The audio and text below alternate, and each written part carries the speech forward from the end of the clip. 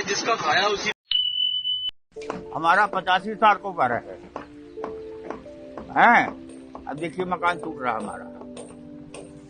हकीकत घर नहीं उजाड़ दिया जा रहा है, उठा उठा के फेंक दिया जा रहा है। मेरे झोपड़ी के भाग आज खुल जाएंगे, राम आएंगे। मुख्यमंत्री ने कहते थे किसी गरीब की झोपड़ी पर बुलडोजर नहीं चलेगा, गुंडा माफिया पर चलेगा। क्या हम लोग गुंडा माफिया हैं? विकास नहीं विनाश हो रहा है। आपके बहुत ही लोकप्रिय नेता, पूर्व मंत्री, पूर्व विधायक और पूर्व विधायक इसलिए बोल रहा हूँ, सांसद बनने वाले हो। नमस्कार, मैं हूं सपना और आप देख रहे हैं पी न्यूज़ भारत। मीठा मीठा गप गप, कड़वा थू थू थू, रामनगरी वासियों को गरियाना भगवान राम का अपमान। दोगलेपन की हद, ना जीतो तो हिंदू दोषी। राम का नाम किया बदनाम, फिर भी जीतने की क्यों थी आस। आइए देखते हैं राजेश चौधरी की रिपोर्ट। हिंदू धर्म में कहते हैं कि दिन में मुंह से सरस्वती एक बार निकलती हैं, और लगता है मां सरस्वती अखिलेश यादव के उस समय ज़बान पर ही बैठी थी जब उन्होंने मंच से ये वाक्य कहे थे। आपके बहुत ही लोकप्रिय नेता, पूर्व मंत्री, पूर्व विधायक और पूर्व विधायक इसलिए बोल रहा हूँ, सांसद बनने वाले हो। अखिलेश के कहे ये शब्द अब वायरल हो रहे हैं, पर कुछ हिंदुत्व के झूठे ठेकेदार इस सच्चाई को पचा नहीं पा रहे हैं। लोकसभा चुनाव परिणामों ने पूरे देश में सबसे चौंकाने वाला परिणाम अयोध्या से दिया। जहां राम को लाने का दावा किया जा रहा था, वहीं से भाजपा आउट हो गई। वैसे ये भाजपा के लिए शौक देने वाली घटना बन गई है, और हार का पूरा ठीकरा मुख्यमंत्री योगी आदित्यनाथ के मत्थे जड़ दिया गया है। वहीं अयोध्या के एक महंत ने हिंदुओं को लालची कहकर न सिर्फ हिंदुओं का अपमान कर दिया, बल्कि उसने ये भी दर्शा दिया कि उसकी सोच आखिर कहाँ तक सीमित है। उन महंत के अलावा भी सोशल मीडिया पर कुछ लोग अयोध्या के हिंदुओं को गालियाँ तक दे रहे हैं।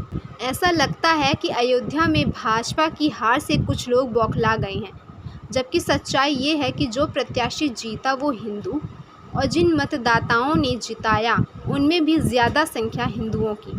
पर भाजपा वहीं हारी क्यों, इसका आकलन ज़्यादा ज़रूरी है। पी न्यूज़ भारत के अयोध्या संवाददाता ने करीब 6 माह पहले ही ये आशंका जताई थी कि भाजपा के लिए अयोध्या की राह पथरीली साबित होगी। आखिर कारण क्या था इसका? 9 नवंबर 2019 को माननीय सर्वोच्च न्यायालय का राम मंदिर के पक्ष में फैसला आया, तो सत्ता में काबिज भाजपा ने इसे कैच करने में ज़रा से भी देरी नहीं की। राम मंदिर निर्माण व अयोध्या के विकास के नाम पर सरकार ने करीब 2000 से 3000 के बीच अयोध्या वासियों के घरों व दुकानों में बुलडोज़र चला दिया और मुआवजे के नाम पर उनके साथ छल किया। लोग बेघर और बेरोज़गार हो गए। क्या सरकार ने इनकी समस्याओं के बारे में नहीं सोचा था? घर और दुकानों के अलावा छोटे बड़े कई मंदिरों पर भी बुलडोज़र गरजा। अयोध्या के रामचंद्र गुप्ता कहते हैं कि हमारे घरों को मनमाने तरीके से तोड़ा गया, दुकानों को तोड़कर रोज़गार खत्म कर दिया गया, तो हम भाजपा को वोट क्यों दें? तो पंडित श्याम सुंदर ने कहा कि भगवान राम की प्राण प्रतिष्ठा भी ऐसे समय कराई गई जब मुहूर्त ही नहीं था। साथ ही अयोध्या वालों की भागीदारी भी सरकार ने ना के बराबर रखी। सारा काम तो बाहरी लोगों के हाथों में है। अब और कारण भाजपा प्रत्याशी लालू सिंह पर ज़मीन से जुड़े कई आरोप भी लग चुके हैं, जिससे जनता काफ़ी नाराज़ थी। सूत्रों की माने तो मुख्यमंत्री योगी आदित्यनाथ अयोध्या से लल्लू सिंह की जगह किसी अन्य को टिकट देना चाह रहे थे, पर दिल्ली से फरमान लल्लू सिंह के लिए आया और टिकट पा गए। चुनाव प्रचार के दौरान लालू सिंह ने संविधान बदलने की बात भी कही थी, जिससे लोग उनसे काफ़ी नाराज़ हुए। इसके लिए कई नियम बदलने होंगे, संविधान में संशोधन करना होगा और बहुत सारे काम करने। सरकार तो 272 तो भी बन जाती है, लेकिन 272 की सरकार संविधान में संशोधन नहीं कर सकती। उसके लिए 2/3 बहुमत से अधिक सीट चाहिए, या नया संविधान बनाना तो इसलिए यही तो बड़ी वजह रही जिसने बीजेपी को हराने में अहम रोल निभाया। अवधेश प्रसाद ने लल्लू सिंह को 54,567 वोटों से मात दे करके साबित कर दिया कि लोगों में राम के नाम पर अब छला नहीं जा सकता। हमारा 85 साल को घर है।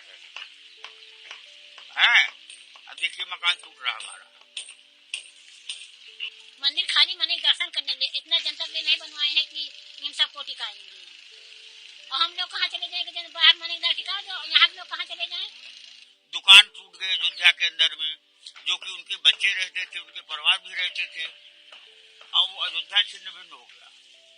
बहुत मुसीबत झेल रहे बच्चे, बहुत कष्ट है। मंदिर तो बनने में हम लोग को नहीं कष्ट है, मंदिर बनवाए, लेकिन खेती बाड़ी सब कुछ तो ले रहे, किसी में नहीं कमाए खाए, सब ले रहे हैं, तो हम लोग कहाँ जाएंगे? न खेत बच रहा है, न घर बच रहा है, न कुछ बच रहा है, तो किसने खाएंगे, किसने देंगे? हमारा पेट भरेगा नहीं भरेगा तो सरकार को सोचना चाहिए कि जिसका मैंने मकान को तोड़ा है, क्या उस लागत से जो पैसा दिया उस लागत से मकान जमीन मिल सकती है? समाचार के प्रस्तुत करता है बाबा मोतेश्वर क्रिकेट एकेडमी व हॉस्टल।